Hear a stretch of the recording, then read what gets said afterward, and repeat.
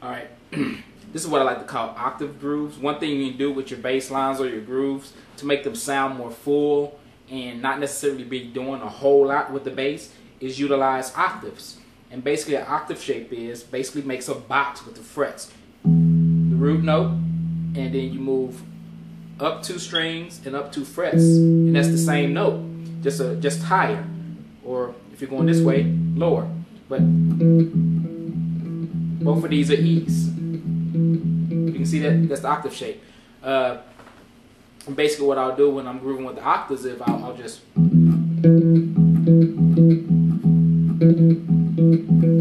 make patterns doing like that. I do what I call the octave groove warming up. I'll go.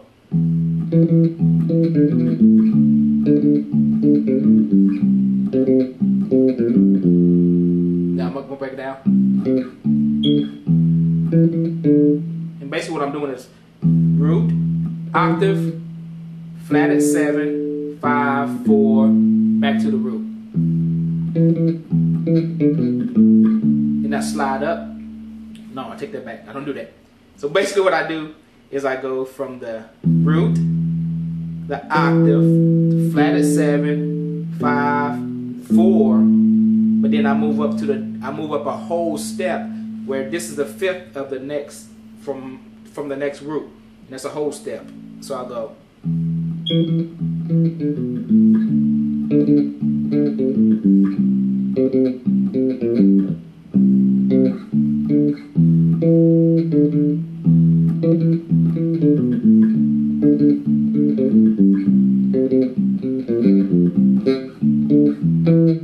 And basically that's what I do. I play around with that.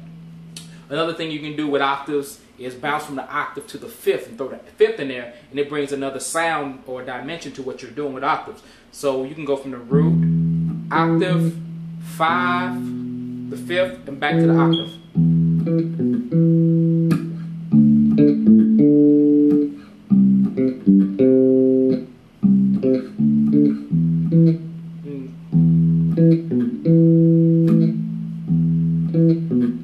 Got that?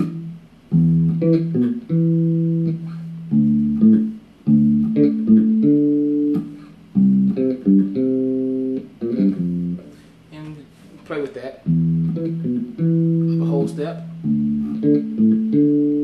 a whole step. And that's what you can do from bouncing from the root, octave, 5th, back to the octave. Or you can start at the higher octave and you can go from the higher octave to the 5th, back to the octave, to the root, back to the root to the octave, the root to the 5th, back to the root, and the octave below. So you go.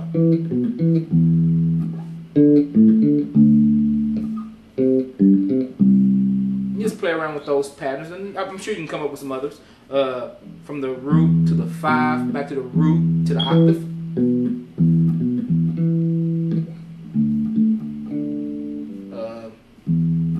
Let's see what else. What haven't I done?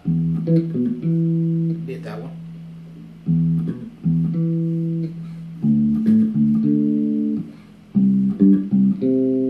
You can make up different rhythms, different patterns, but just playing around with those and getting those in your hearing. I love that you bounce from the root to the 5th. A lot of times, if you're really safe if you play these 2 notes, the root and the 5th. It's called a perfect 5th because no matter if it's a major or a minor chord that's being played, the 5th will be consistent in it. Where I think we learned earlier, if it's minor, you have the root, the flatted 3rd, and the 5th. Or if it's major, you have, the root, the major 3rd, and the 5th. But that 5th is always consistent. So you're pretty safe with the 5th and the root. And the octave.